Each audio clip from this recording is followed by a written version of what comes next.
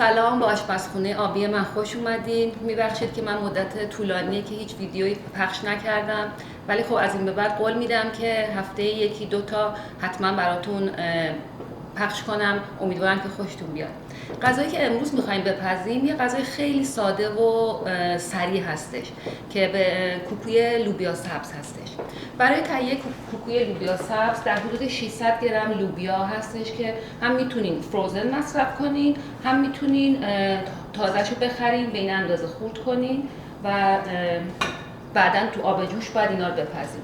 در حدود 6 تا تخم مرغ لازم داریم، مقداری روغن مایع، زردچوبه، بیکینگ پاودر، یه قاشق هم آرد سفید، نمک، فلفل و پیاز. پیازامون باید خورد کنیم و تو روغن در واقع مثل پیاز داغ اینا رو قشنگ سرخش کنیم و بذاریم کنار که خنک بشه. من برای اینکه در وقت صرفه جویی بشه پیازامو از قبل خورد کردم و آماده هستش که بذارم تو روغن اینا سرخ بشن. روغنمون رو اول گرم میکنیم، داغ میکنیم و بعد پیازا رو اضافه میکنیم. در ضمن در اینجا هم من آب گذاشتم که جوش بیاد برای اینکه لوبیاهامو توش بپزم.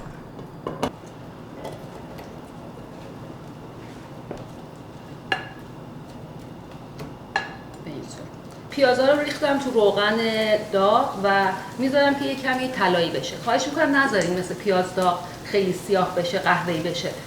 همونقدر که طلایی بشه کافی هستش. ما پیازامون داره آماده میشه. من الان یه کمی زردچوبه بهش اضافه میکنم به اندازه یه قاشق مربا خوری.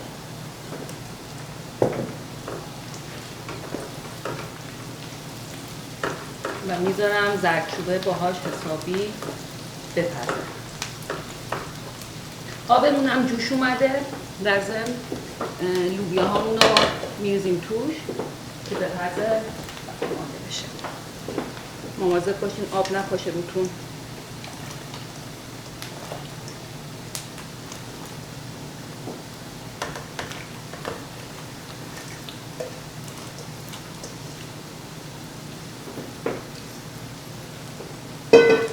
یه مقدار نمک بهش اضافه میکنیم.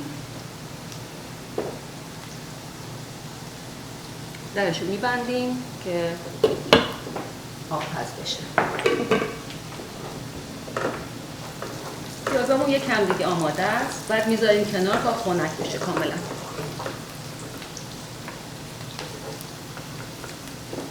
در ضمن من یادم رفت بگم، البته این آپشناله، حتما مجبور نیستید این کار کنید، ولی زعفرون سایده خیلی خوش‌طعم و خوشمزه‌ش میکنه، خیلی خوشبوش میکنه. من فکر میکنم که اگه بریزی بهتر بشه، ولی خب اگه زعفرون دوست نداری اشکالی نداره. امیدوارم که همه تو این موقعیت خیلی سختی که همه دنیا توش هستین سریع و سالم باشن.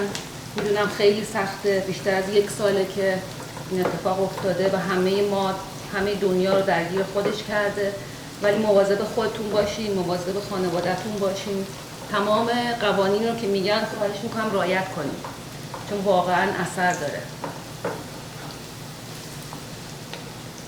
دیگه الانم که قراره 6 هفته دیگه دوباره همه خونه بمونیم، گفتم بهترین موقعیته که من هر روز آشپزی کنم. البته بعدیه هر روز آشپزی کردن دیگه هر روزم باید بخورم. این باعث میشه که چاق بشم. ولی خب تفریح دیگه ای نیست متاسفانه. خب پیازمون تقریبا آماده است. 6 تا تخم مرغ داریم که میشکنیم.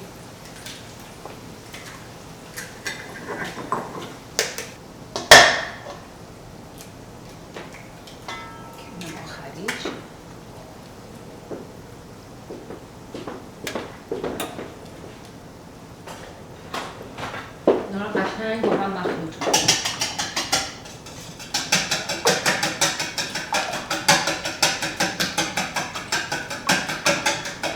هرچی بیشتر بزنید این چیزتر میشه، کوکوتون پوکتر میشه و لطیفتر میشه. اینجا بهش یه قاشق مربا خوری بیکینگ پاودر میزنیم.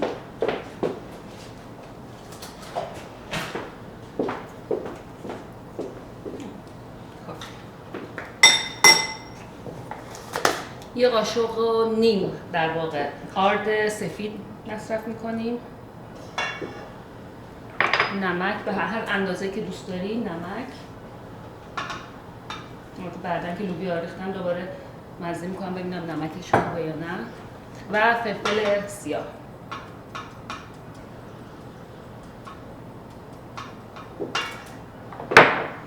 و همینطور اگه زعفرون مصرف میکنین زعفرون هم بهش اضافه کنین.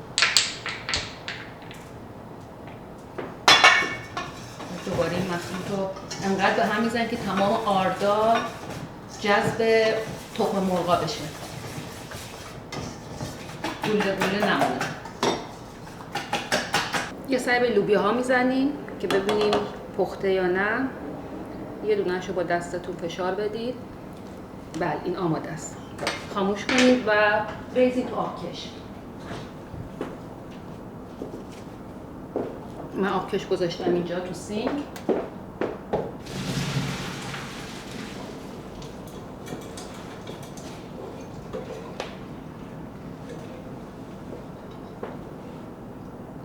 من یه ذره روش آب سرد میدم که سریع‌تر خنک بشه.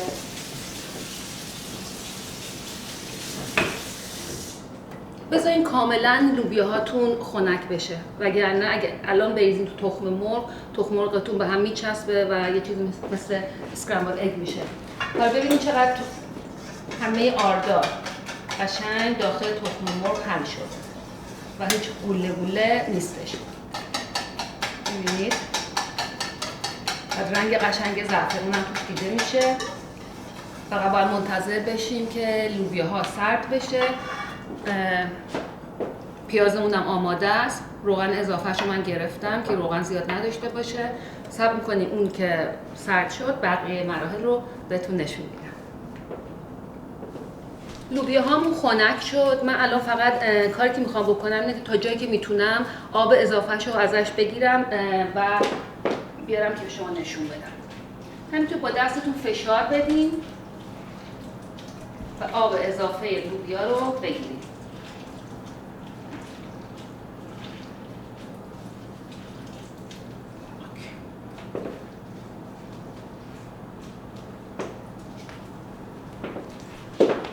لوبیاهامون رو به مایمون اضافه میکنیم، به تخم مرغامون.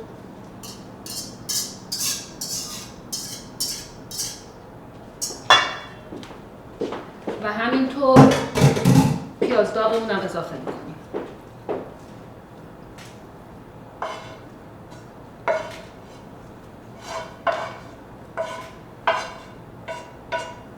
بعد همه اینا رو با هم قشنگ قاطی میکنیم، میکس میکنیم که یه دست بشه. تا اینا رو قاطی میکنیم یه مایتابه‌ای که به اندازه موادتون باشه بذارین رو گاز، روغنتون رو بریزین و بذارین روغن کاملا داغ بشه به اندازه که کف مایتابه‌تون رو بگیره، زیاد نه. اوکی. اجازه بدیم این داغ بشه.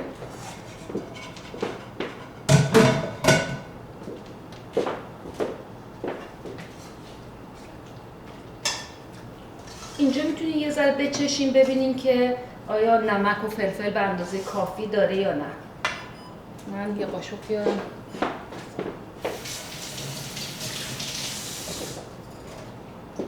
فقط یه مقداری، درسته که نپخته ولی یکم بیشتر نمک لازم داره که من اضافه میکنم.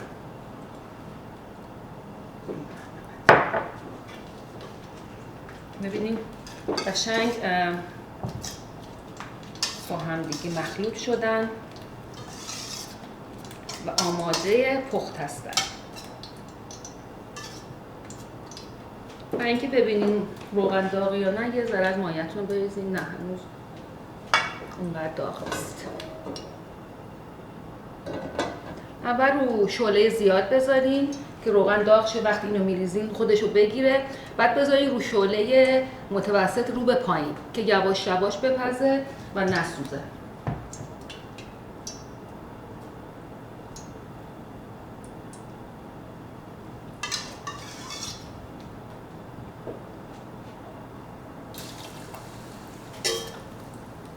سعی کنید مایه‌تون رو همه جا یک نواخت پخش کنید. تمام کف مایتابه رو بگیره.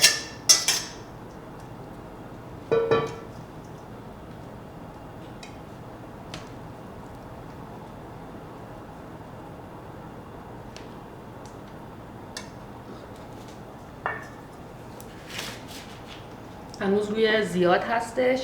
در اینجا من یه دستمال آشپزخونه میذارم روش که بخار اینو بگیره، که بخار بر نگرده توی خود کوکو، و درشو محکم میبندم. سعی کنید درشو باز نکنید تا اون یه طرفی که پایین هستش پخته شده باشه و بعد باز کنید و تخم مرغ خودشو گرفته باشن.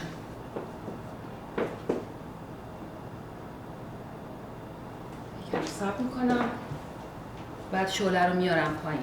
اینجا با اینکه 1 ماه از بهار گذشته هنوز هوا خیلی سرده. خیلی که نه، ولی خب سرده نسبت به ایران و چیزی که ما یادمون بود. من فعلا جای شکوفه چیزی ندیدم. البته دخترم یه ویدیو گذاشته بود طرف اونجایی که اون زندگی می‌کنه، مثل اینکه بعضی از شکوفه ها باز شدن، ولی اینجایی که من هستم فعلا خبری از سبزه و گل نیست. امیدوارم تو 2 هفته آینده ببینیم. خب من الان شعله رو میارم پایین. میذارم متوسط رو به پایین. دیگه با این کاری نداریم تا یه طرف کاملا پخته بشه، بعد برمیگردم و برش میگردونم که طرف روشم بپزه. بعد دیگه کوکومون آماده است. در حدود 15 دقیقه 20 دقیقه گذشته. میخوایم ببینیم که کوکومون اون طرفش آماده شده یا نه که برش گردونیم. بله.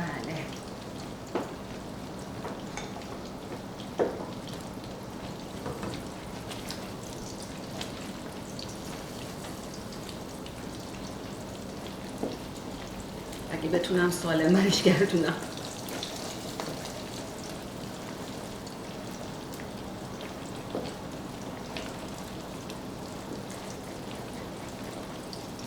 البته یه کار دیگه هم که میتونیم بکنیم، بذارین تو پیرکس، بذارین تو 400 درجه فارنهایت تو فر، و وقتی که طرف پایینش آماده شد قسمت بالای فرتون رو روشن کنین، برویل، که قسمت بالاش هم سرخ بشه و مجبور نباشین که برش گردونین.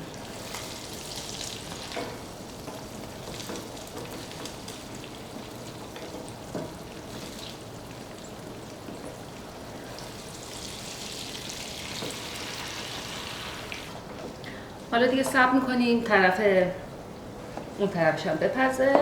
البته پخته، فقط یکم رنگ بگیره. بعد من اینو میکشم براتون، یه ذره دکورش میکنم و بهتون نشون میدم. خب عزیزان، کوکوی لوبیا سبز ما حاضر شده. همونطور که میبینید من یه کمی دکورش کردم که یه ذره خوشگل‌تر بشه. کوکوی لوبیا سبز پر از پروتئین هستش. برای صبحانه خیلی خوشمزه میشه. شب قبل بپزید تو یخچال بمونه، سردش خیلی خوشمزه است. و همینطور بویی که الان داره به خاطر زعفرونی که اضافه کردم میاد، خیلی دلانگیزه. امیدوارم که این رسیپی رو امتحان کنید و خوشتون بیاد. در ضمن سابسکرایب بشین و زنگوله هم یادتون نره. مرسی، خداحافظ.